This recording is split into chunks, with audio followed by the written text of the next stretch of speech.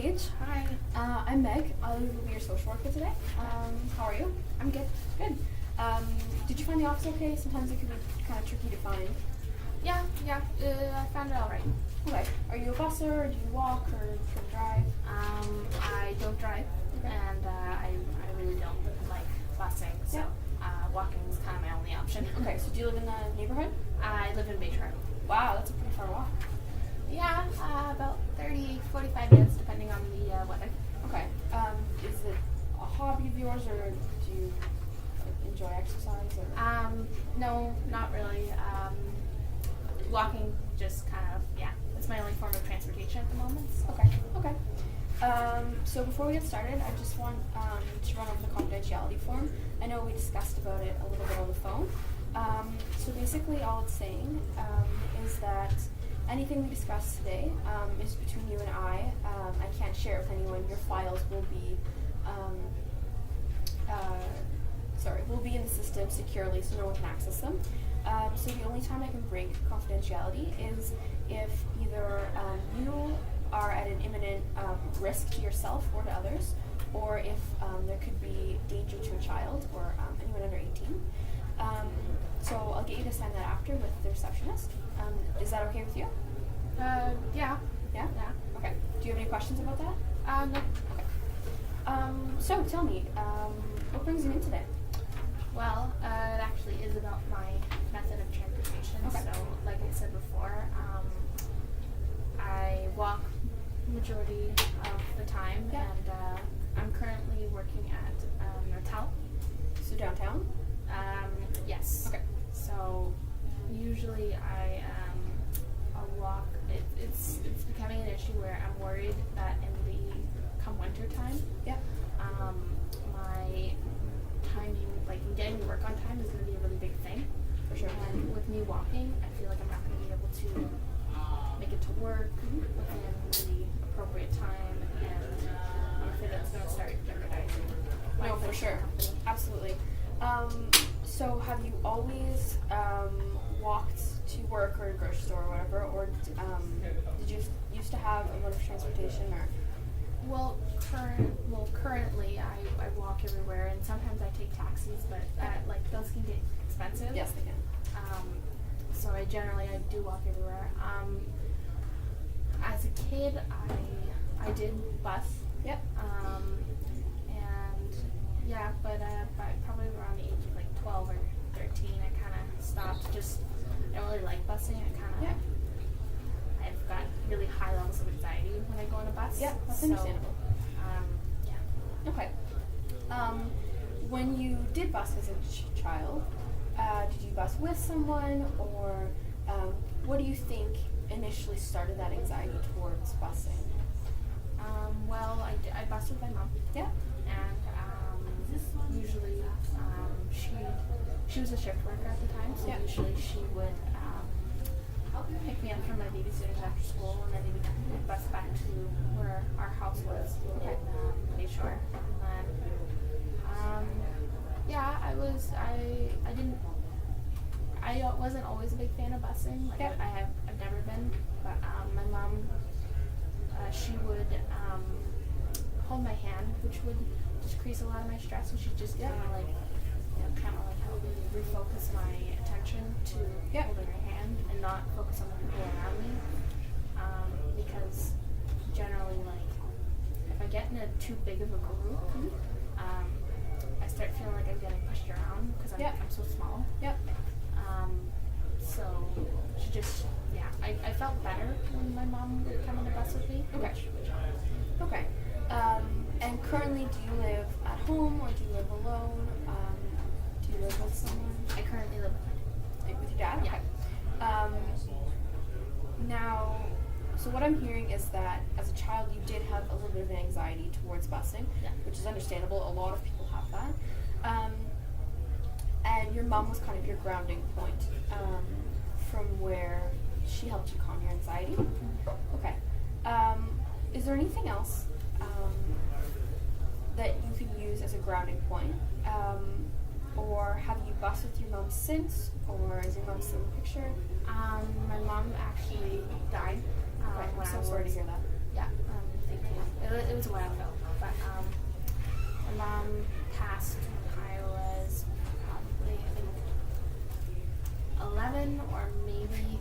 to 12, I can't really remember. Yeah.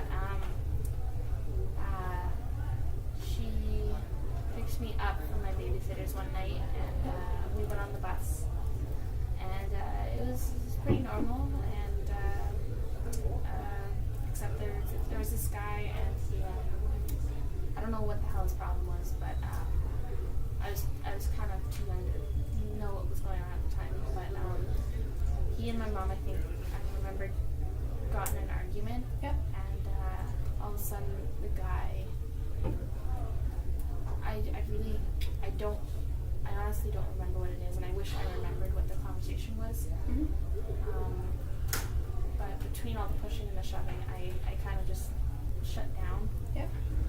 And then next thing I knew, my mom was getting pushed and shoved by the guy, and then she fell. The doors like opened, and she ended up getting pushed out off the bus, and she fell and she hit her head. Okay. And then she got rushed to the hospital, and they pronounced her, and she was dead from internal bleeding. I'm so sorry. And that must have been awful to see as a child, or for anyone of any age. So go ahead. I mean, the guy got put away. Yep. But like ever since then, like I don't know. Yeah, and that is completely understandable. So has this anyone's parent or someone in a family that's close to them who dies can be a significant trauma to a child or to anyone. So have you seeked any help or talked to anyone before this? Well, like I got a lot of counseling done when I was in school. Yeah. And I mean, like I've had like 3 different shrinks. Mm-hmm. And like I don't know. I understand that my mom's gone. Yeah. It's just that anxiety and hostility towards busing Yes. is like almost amplified now. Okay, absolutely. So, what I'm hearing is that in the immediate, you have been dealing with the passing of your mother, which can be very hard. But obviously, if you just got this job, you need a way to get there. So I know that the city offers bus training. Now you may know how to bus, but basically what it is they will designate someone to go with you. So you pick a couple different routes that you take, so example, from your house to work or from your house to the grocery store and back, and they bus with you. Now this isn't a permanent thing. They can go a couple times with you, and that might help you get a little bit more comfortable. Also, certain things that can lower anxiety, which is extremely understandable in your circumstance. Do you have any smells that you like, or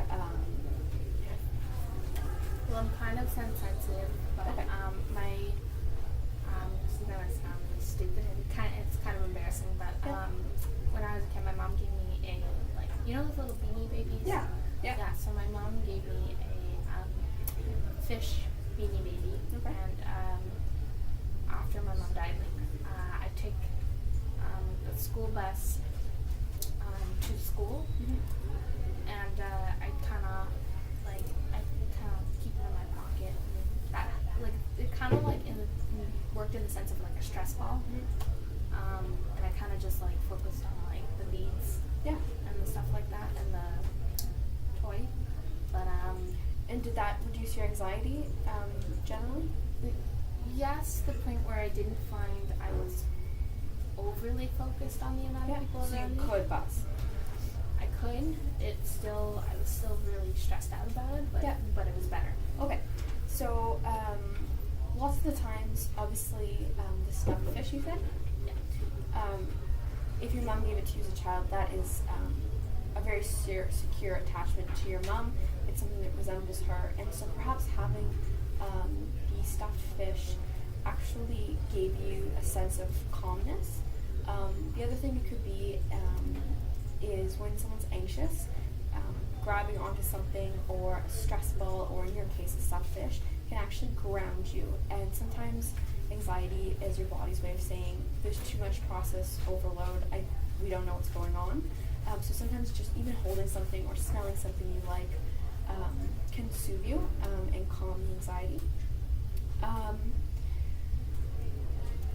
So would you be interested in having someone escort you or go with you on the bus until you're comfortable, and then we can look into some other forms of transportation in the future?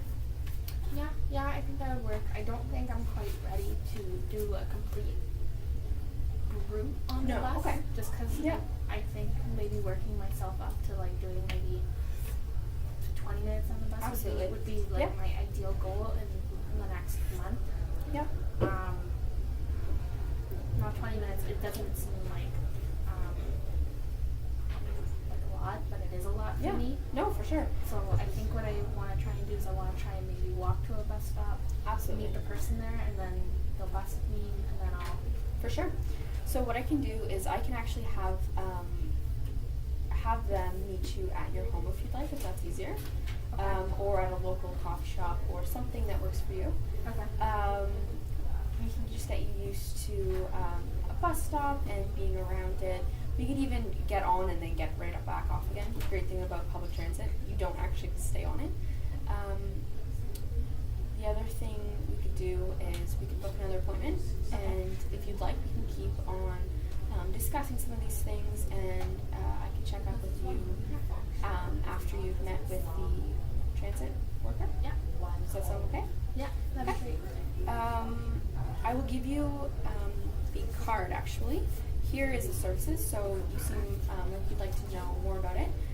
So I will contact them and let them know that you may be calling. Do you have a telephone or email address? Yeah. I've got a home phone. Okay, perfect.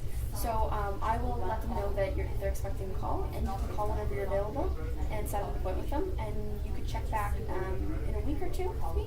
Okay. Okay. You can just book an appointment the same way you did this time, and I will be happy to see you again. Okay. Perfect. Thank you so much. Bye-bye.